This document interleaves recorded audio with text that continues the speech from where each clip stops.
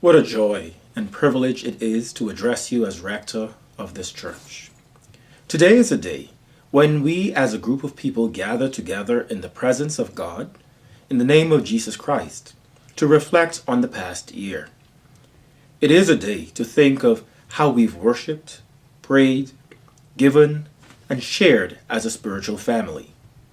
Today is a time for us to reflect on the anxieties and joys expressed, individuals baptized, people united in marriage, and people mourned and buried from this place over the past year. Indeed, dear friends, it is a time for us to remember our calling to be lights of the world in our generation. And how apropos is the gospel reading for today? Today's gospel tells of the mission Jesus declared for himself and his church. Filled with the power of the Spirit, Jesus declared, "The Spirit of the Lord is on me, because he has anointed me to preach good news to the poor. He has sent me to heal the brokenhearted, to proclaim release to the captives, recovering of sight to the blind, to deliver those who are crushed, and to proclaim the acceptable year of the Lord." This was a defining moment in the life of Jesus. Throughout his ministry, we come to know him as the suffering servant, whose purpose is to give hope to the poor, sight to the blind, release to the captive, and liberation to all who are oppressed. That too, dear friends, is the raison d'etre of the church, our reason for being. Through each of us, all who are baptized into his body, Jesus strives to live out his mission statement, bringing good news to those who don't have any, setting free those chained in captivity, be it in body, mind, or spirit, opening blind eyes, helping the oppressed and exploited find a life, and sharing God's good news to all. Our job as the church is to continue to strive to be followers of Jesus Christ and to live out that mission. That's why this will continue to be a church where all are welcomed. And welcoming we have been in our fellowship and in our outreach and in our worship experience. Last year, we were extremely happy to welcome several new parishioners, including James Shelley, Peter Brenton, Sam Bethune, Tom, Teresa, and Thomas Bethune, as well as little Cara Michelle, daughter of Steve and Abigail Whitbecker, into the fold.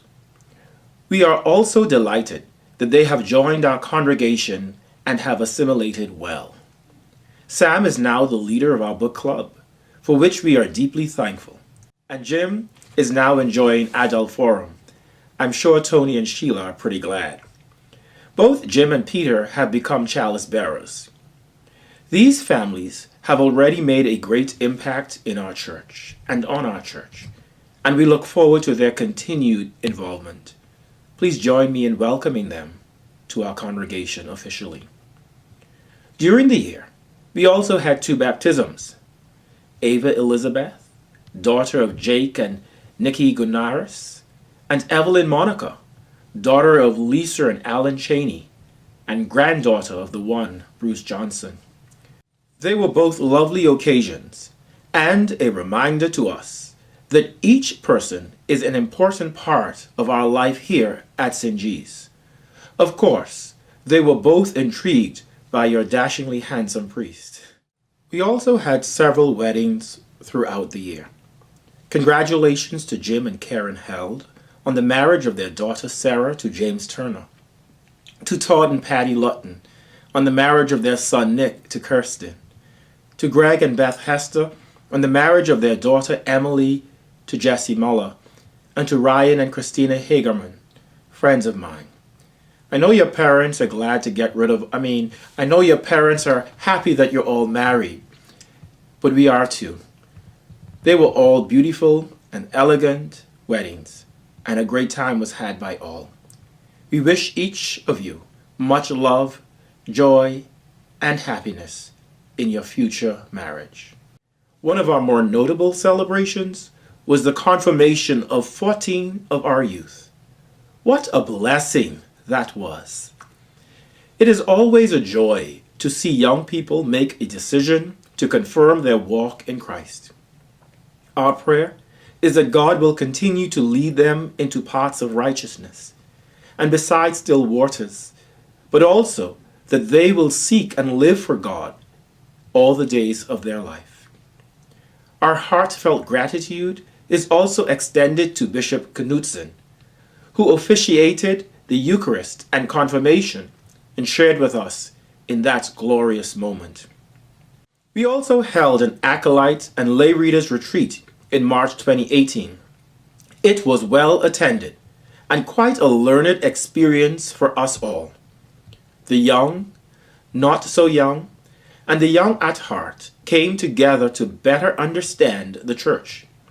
That was very encouraging.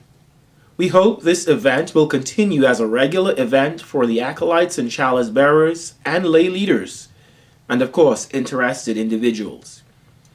Our worship experience at St. G's continues to be a joyous and spiritually edifying one, especially with the children's involvement during the Eucharist. It is so true that kids say the darndest things.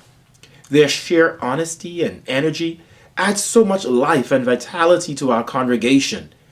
I can't imagine not having them as part of the St. George's family. So yes, go and have more children and grandchildren, and let the little children come unto Jesus. Be that as it may, we are so grateful to our children's choir, Sunday school, and youth group for the wonderful work they do and for being such a blessing to us all.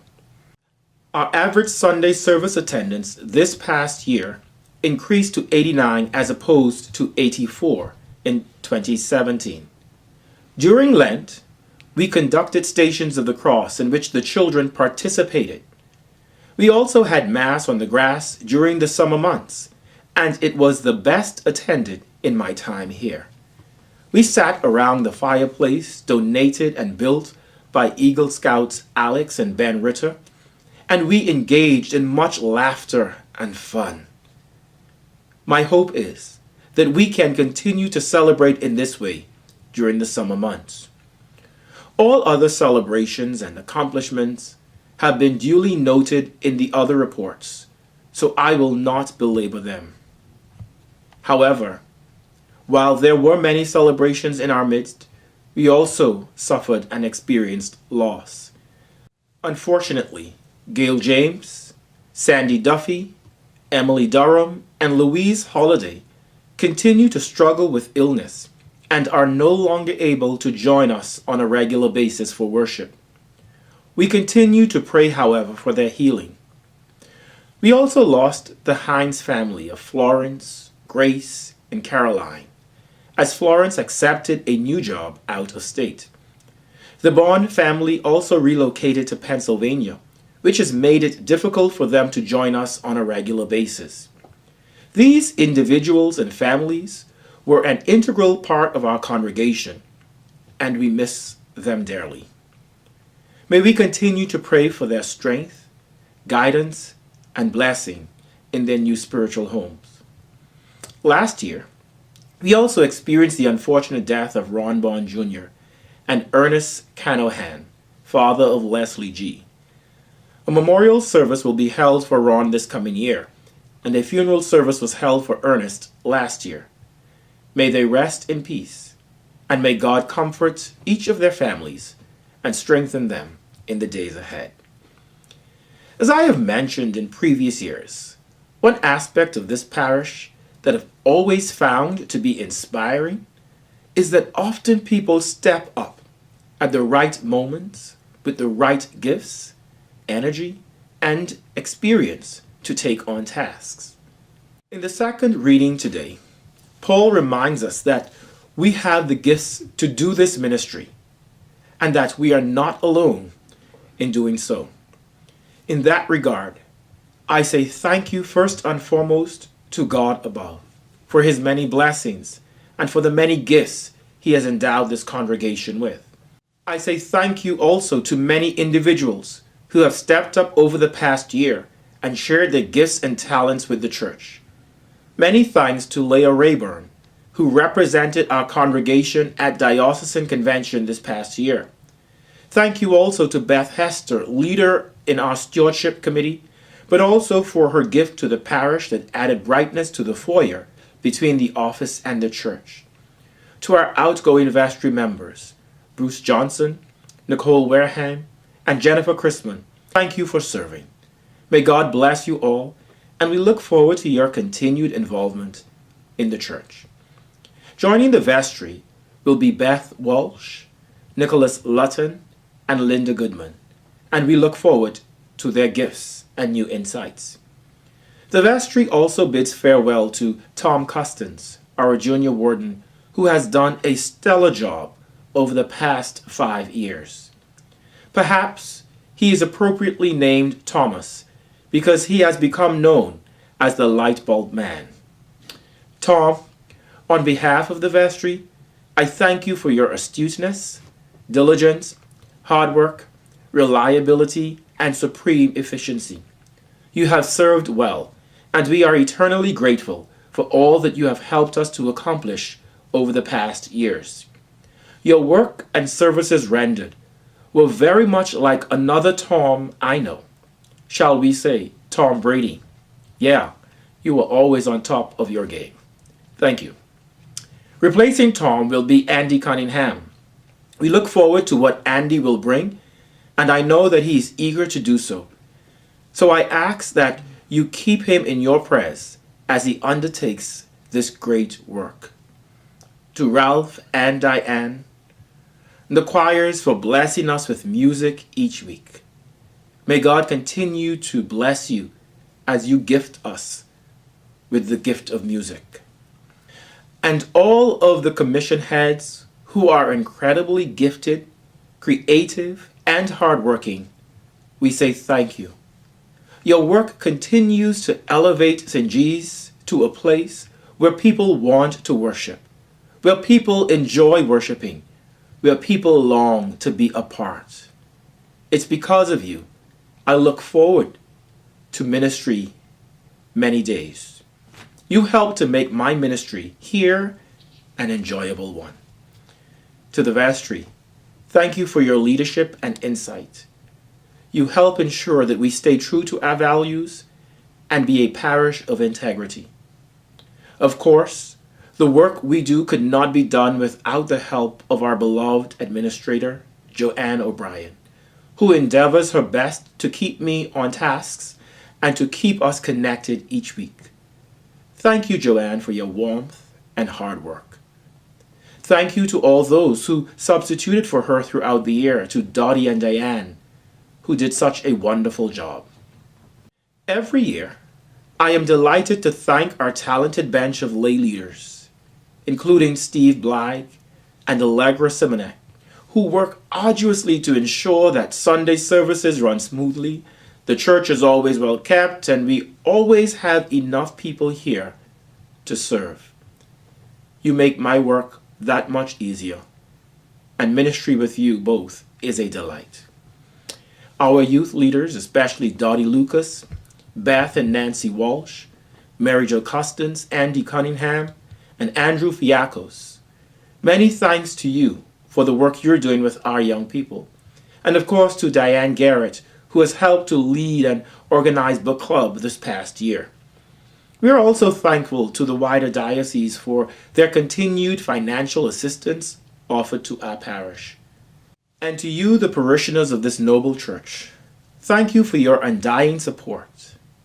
From the choir to the ushers, to Emily, who provides us with beautiful flowers, to Todd and Linda, who ensures that our fundraisers is also a great joy, to our tellers, to our bingo team of Mary Jo, Jan, and Julie, and to each person in the pew. Muchas gracias. Thank you. I want to thank you, all of you, for your ongoing support and involvement in our ministries. Your ministries of prayer, action, outreach, teaching, serving in so many ways are what enable us to not just go to church, but to be church. I want you to know that I pledge my continuing prayers and faithfulness to God as your rector. I am so humbled and grateful that we get to play our part in undertaking the mission of God. But I know that God still has work for us to do, and I'm excited. I'm looking forward to 2019, to 2020 and beyond. We are Jesus' church.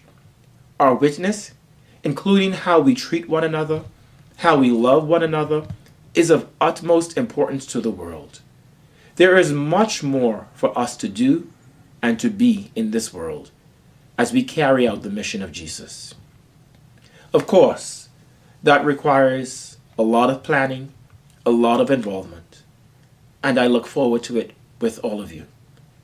In the ensuing months, you will hear much more about our hopes and plans moving forward. As always, for now, my hope is that we can continue to grow bigger and stronger. But as we do so, we also need to grow smaller and deeper. Deeper in commitment, smaller in our egos, so that we keep God first in all that we do. Further, I welcome your questions and comments on what I've shared with you and about any aspect of our life at St. G's, and of course my role as rector following this meeting or any time in the future. Thank you, and God bless.